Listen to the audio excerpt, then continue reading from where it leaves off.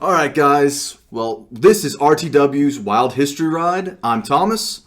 I'm Will. I'm Rhonda. And normally we will try to focus more on historical episodes, but for tonight's episode, we kind of decided to go off on a little tangent. So we are going to tell ghost stories. Now, for Will and I, we're going to tell our personal accounts of ghost stories, and then Rhonda will come in with some historical ghost stories. Not necessarily historical, but some local ghost stories. Okay, She's yeah. like, it's ones that I've personally summoned. She's like, And Maybe not. I'm just glad that when we started this whole thing, I put my foot down on demonic possession. I know. Well, I told you. I said, I brought my Ouija board tonight. I'm just kidding. I don't have that.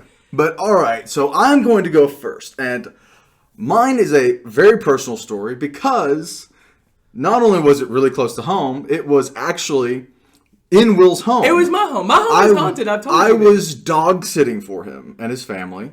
They had 3 dogs and a cat at the time, and so I was there with them all week. And I'd experienced some weird stuff, like I'd shut the door when I go to bed. The dogs would be in the bed with me, and the cat would be outside. But in the middle of the night, a cat would start chewing on my toes. First of all, let me preface this. Like, the fact that you didn't let the cat sleep with you. I didn't want cat hair all over me while I slept. Get over it. 3 mangy animals. So, I'd experienced some weird enough stuff in this house already. And so, I was in a chair. The dogs were sitting beside me. The cat was on the back of the chair. I was writing my book. And I had already done my last sweep through the house before I went to bed. I was going to bed in like the next hour or so. So I was calming down, getting ready. And I hear these strange noises from the kitchen. Almost like, kind of like in between a creaking and a tapping. It was really odd. Mm-hmm. So I get up. I figured it's just an old house. It's moving, but I might as well go check it. So I go in the kitchen and there's like 4 or 5 cabinet doors that are just wide open. Well, and that's what I asked you. They I were was like, not open before? yeah. They were not open the 10 minutes ago when I went through. Wait, did you see Flash, though? He does like to open No. The cat was on the back of the chair. I believe he was with me. He'd been on the back. He was asleep on the back of the chair. Mm-hmm. He was chilling. Well, you're right, though. He might have just, gone in there. And none of these animals reacted to any of noises. Oh, yeah. The dogs reacted. The cat didn't care. Care. But Huey, the middle dog, he's the only one that has balls, even though he doesn't physically have balls. Hooch does sometimes. But, Huey's the only one with any guts. Bama, rest in peace. Yes, so Huey and I went to the kitchen and saw this, and of course the dog is there with me. He's all like, "Oh, we can handle it. We're good. And then all of a sudden there's this sound, and the dishwasher kicks off. Mm-hmm. Now, nothing could have set off the dishwasher because the longest delay setting on it is like 8 hours, and the last person... Was it on, you think? Oh, no, you had said it, yeah. So the longest it could have been was 8 hours before, and the housekeeper left at like 9 that morning. This is 1 o'clock the next morning. Our housekeeper. So it's like... It's our friend that cleans our house. She's retired, so they pay her some to come clean the house. It's normal. Our maid. And so... I got a little bit freaked out. I said, enough of this crap. I scooped up Huey in my arm. I said, dude, if I'm dying, you're going with me. He's like, bro, we're dead. But the poor other dogs, too. Like, you might they moved to my spot where it was warm. Oh, They didn't care. They're good. So I got out some olive oil. I put it on my fingers. And I drew a cross on every door in the house. They're still there. Every door, bedroom doors. Bedroom door, bathroom door, everything. Closet, cabinet, every door. If it was a door, that was... They're still there. I haven't taken them off. Yeah. Of course, it was kind of... I kind of mixed up Joel Osteen and Medea with my prayer, but I mean, it was... I was scared out of my mind. And so as I'm putting the last cross on the garage door, I do the second slash. All of a sudden, there's this loud bang, like a clap of thunder in the kitchen with me. Oh, okay. And I look at Huey, and his eyes have fully dilated. His tail has tucked under, whereas before he was like, I'm just here. I don't care. We're good. Now he's like, dude. So I yell out to the dogs, we're going to bed. And we all went to bed. And the cat. See, I would run. Like I'd just be like, bye. No, I was like, I knew whatever it was gone. Yeah. Because I had expelled the thing from the house. I had said, "You're not wanted here. In the name of Jesus, get." I think it went to y'all's house. I think it followed you home. Bite me. But that is my ghost story. That is one of mine. That's the only one I'm going to tell here tonight. Well, no, I was going to ask though. You drew upside down crosses, right? No, don't even play. No, they're on there. Don't I was just even like- play.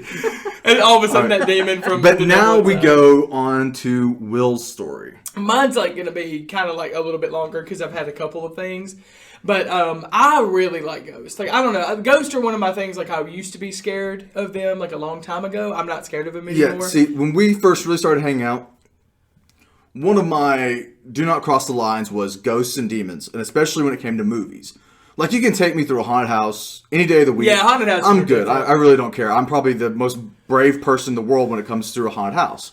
You take me into a movie, and I'm curled up like a little girl crying, taking off my glasses so I don't have to see the screen. Which is so funny too, because I'd feel like it would be the exact opposite. Like, because like No, haunted because I house know is if kinda like- I know if somebody touches me in a haunted house, I'm taking them out. Yeah, that's even if I get hurt in the process, I'm taking them to the ground. Mm-hmm. I don't care. But in a movie, you can't do anything. You're just kind of a witness. You're there. I've always thought, well, shoot, and you can't really do it nowadays because, like I guess, like stuff that's happened in the past. But like being in, like going to a movie and dressing up as the character or something like that, like that would be Nope. I would do that in a heartbeit. But yeah, what's your ghost story? Well, I had to like we went to years ago. This was probably before. I guess before we had even or we might have just graduated. I forgot. Whenever we went to Savannah, I don't know if I went it was there. like 2011. So it was 2011. Okay, Yeah. so it was before we graduated.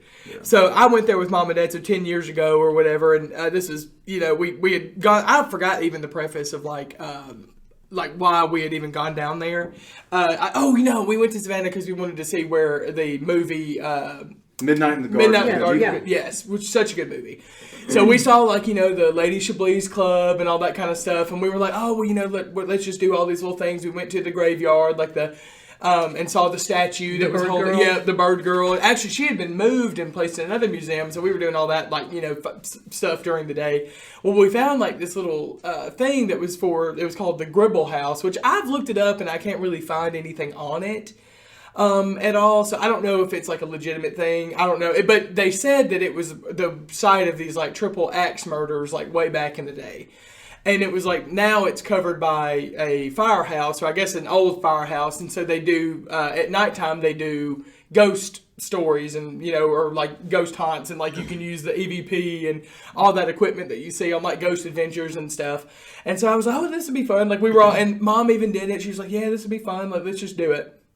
So we went in there and did a few of the things. We're you might see little orbs and orbs of light, and you might hear little, other stuff in there, and whatever. So we were going through it thinking oh, this is whatever. And we thought we heard some stuff, and we weren't really taking it seriously. So I was just oh yeah, let me, we'll just go. We went back to the hotel that night. It was me, Mom, and Dad. We were staying in the same hotel room. And I was getting ready for bed, and I was oh, that was fun, talking about it. And I took off my hoodie. It's a hoodie that I have now. It's a thicker hoodie, and it had my mom was well, God, where did that come from? And I was well, what are you talking about?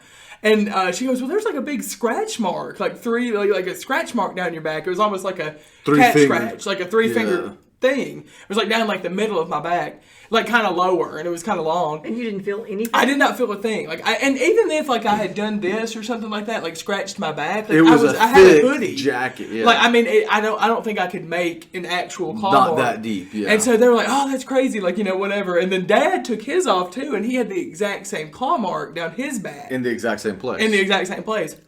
So the story of the moral of the story is I'm actually a demon. My name is Lucifer. I'm just kidding. No, let's not play those games. Lucifer. No, but that was one of the big ones. But the other one was whenever Thomas knows my other friend Taylor that I've known for a long time, and he's kind of the one that's love Taylor, love him. But he was always oh, let's go to the.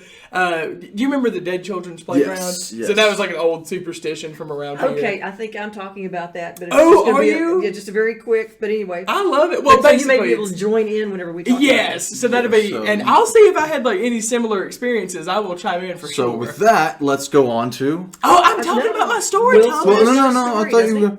Well, if you're talking about the same thing, aren't you? Well, No, say let's- the thing. no, mine is just a very, very short thing, a minor thing in a list of things I'm going to discuss. Okay. So if Will has if you I was silenced my story. I'm just kidding. You know what? That is a good idea, Miss Rhonda. I'll just chime in whenever it goes to your thing. Okay. I was like, yeah, we'll do that. That'll be fine. Okay. So I'm gonna let you start. All right. Well, I just have, fortunately, I do not have any firsthand knowledge of any of these ghosts, goblins, whatever. I've never been in one of those situations. Hopefully, I never am because I am superstitious. I do believe there are things out there. I do believe, in the hereafter and restless spirits, all of that. I do believe they're there, but never had an encounter, so I'm fine with that. Let's hope it stays that way. So you'll take the salt and throw it over your left shoulder and you're stuff like darn that. right. You're I like darn that. right. I like that. So I just have a few stories, very short stories about some happenings in our local area. And Will had mentioned the Dead Children's Playground. There is a cemetery in our area, Maple Hill Cemetery, and there's a couple of things that go on there. Supposedly, there was an old woman who, when she was buried, requested that she be buried with her rocking chair. And she's in a crypt in Maple Hill Cemetery. And I didn't find the details as to exactly which one it was, but I'm sure there's only so many crypts that you can see in the cemetery.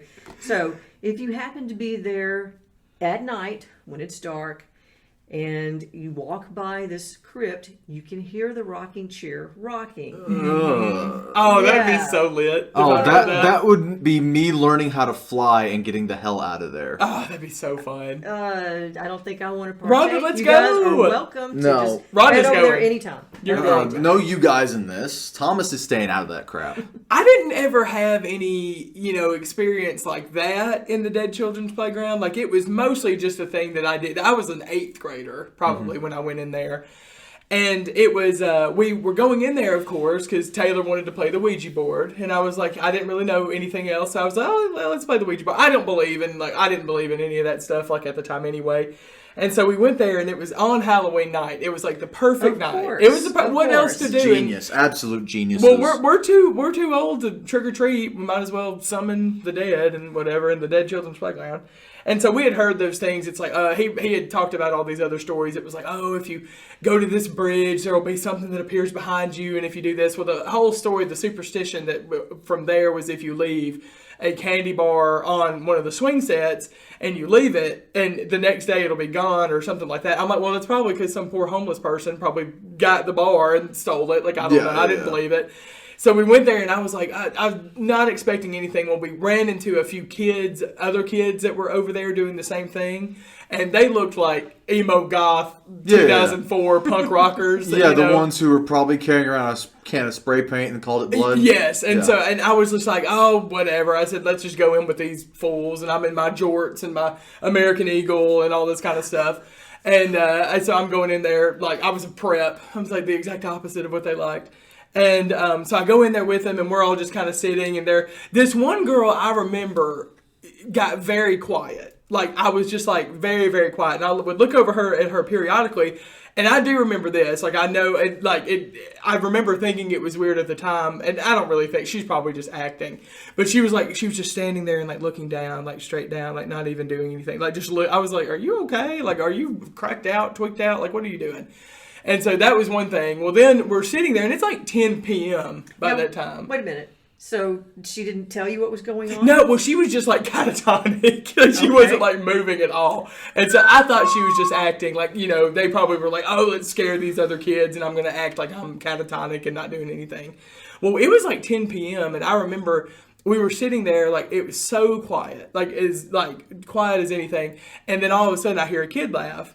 And it's like 10, like any trick-or-treaters would be gone, whatever. Okay, there are very few things on this earth that would really, really creep me out. Yeah. Hearing a little kid's laughter in a cemetery. That's one of them. I mean, but you never go into that. Like the only other thing that's creepier is a group of kids in a very, very desolate-looking place singing Ring Around the Rosie. Which, honestly, like, I'm that sure... That would creep me out. That would have been the next thing.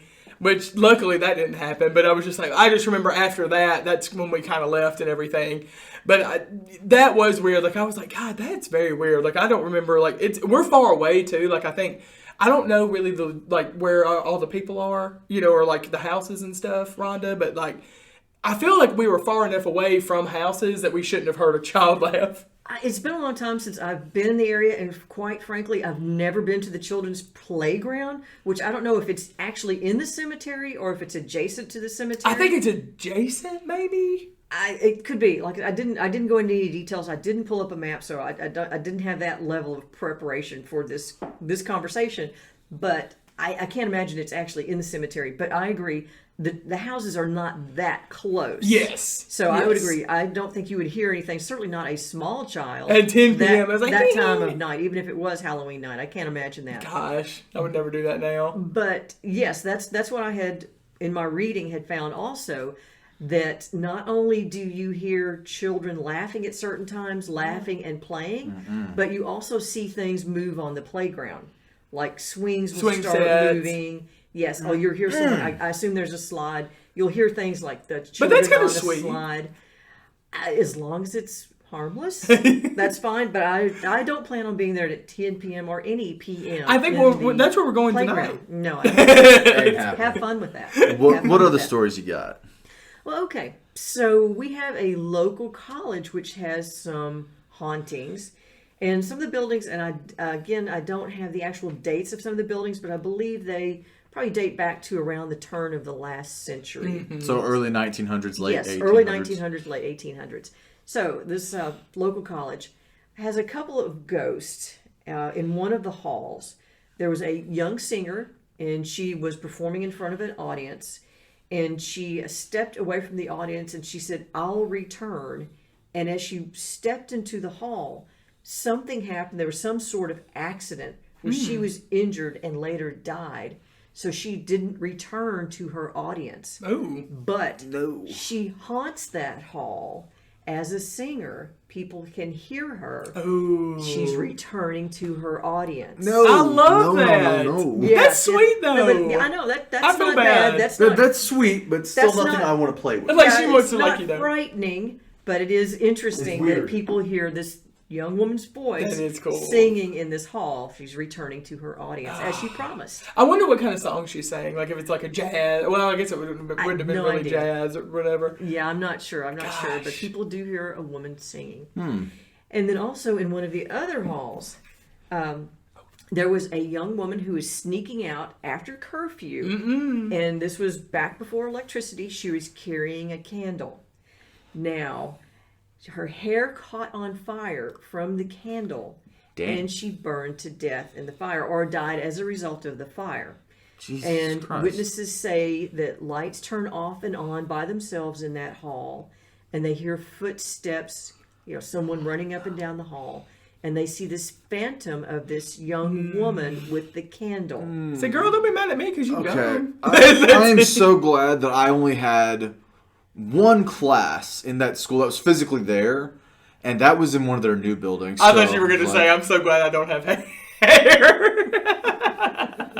Yeah, okay, for those of you who don't know, I am bald as can be. He is not. He just doesn't let his hair grow out. No, it's so thin up front that it's see-through. it would look but, good if you let it grow out. But that let's was not go there. But yes, I'm bald. It would look good. So I can't die from that. I know, like maybe your beard, I guess. Like if you My had beard's pretty short right yeah, now. yeah, like maybe the longer beard from grade school.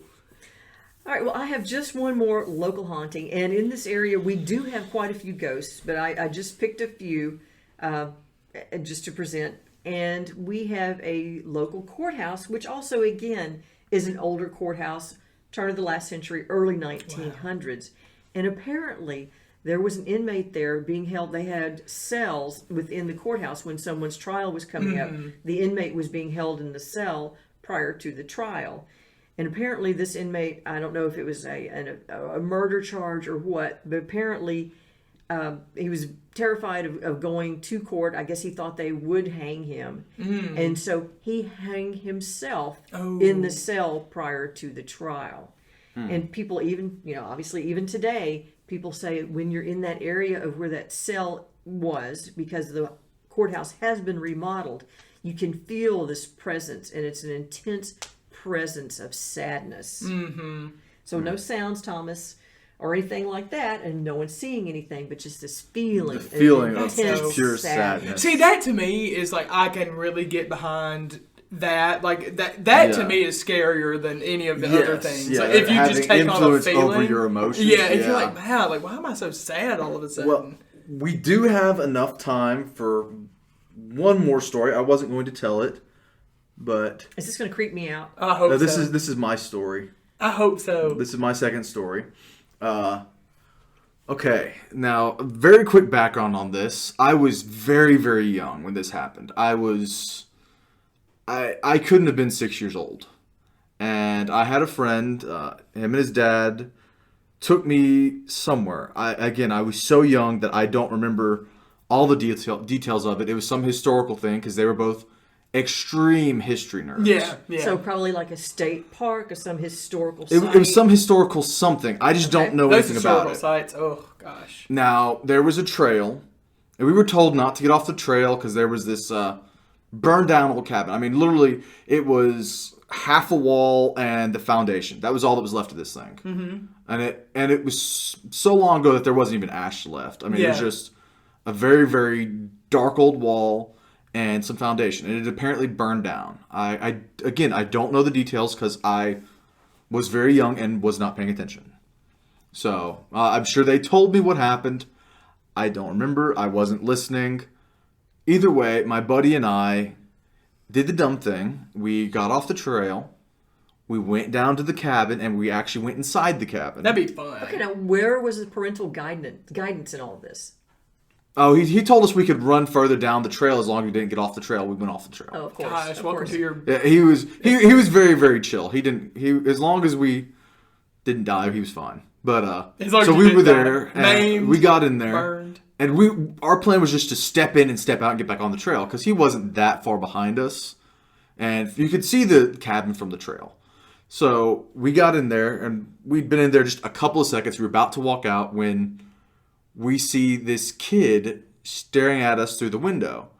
And we freaked out because we thought, oh crap, we've been caught. So we bolted back to the thing, didn't say a word to his dad. And we meet back up with him on the trail, go further down, and we go to the, kind of like the... Visitor center? Yeah. Okay. Oh, yeah. And there was a picture of the cabin with the family that died. I don't remember how many it was. It was a husband, a wife, and a couple of kids. And me and my buddy recognized the face of the kid that was staring at us in the window. Okay. It's like, get out of my house. It was like, get out of my house. That makes the hair stand up It on the occurred back to of me. your I neck. know it. It occurred to me later on that the kid was unnaturally pale, Yeah. almost ash white, as they had all died in the fire. I believe it. I believe So again, I have no idea where this is. There's a part of me that just hopes that it was something that they did to mess with people, that it wasn't a real thing, and That'd be and that they cool. change out the photo every couple of years. Oh and yeah, get it's new like kids. the same kid. But that's a good idea. it by the still way. has me creeped out to my very core, and I wish I knew where this was. Yeah. At the same time, I'm so glad I don't know where this is. I don't want to know either. I really I don't want to know. I do not want to find out. If anyone who's listening knows where this is, knows what I'm talking about, do not tell me. I know it. Because I don't wanna go. We're gonna I don't go. want to go. That, and after the fact, it had me so creeped out, I was just glad to be back home. God, well, and it's one of those things, like, ghosts make me sad, because I'm like, oh, what did they have that was, unfinished, or what did they feel like they still can't go? That part makes me sad, but I would love to do something, like, live from the Lizzie Borden house, or something like that. Well, Lizzie Borden doesn't freak me out, because I don't know of any ghost I stories don't there. know, that girl's scary. But still, I mean, there's some things I just don't want to play with. Yeah. But on that note, we have told our stories. We will be back next week with a history-centric episode. Do you think, like, natural disasters? We don't know what we're going to do. We're going to do something. Yeah. We're not going to say, just in case we change our minds again. Rhonda, what you want to do? I'm okay with natural disasters, but let's just put some items in a pot and pull out. I know. Sounds good to That's me. what we're doing. That was the whole thing. So on fish that note, we will catch you guys later, and have a good one. Bye, guys. Bye.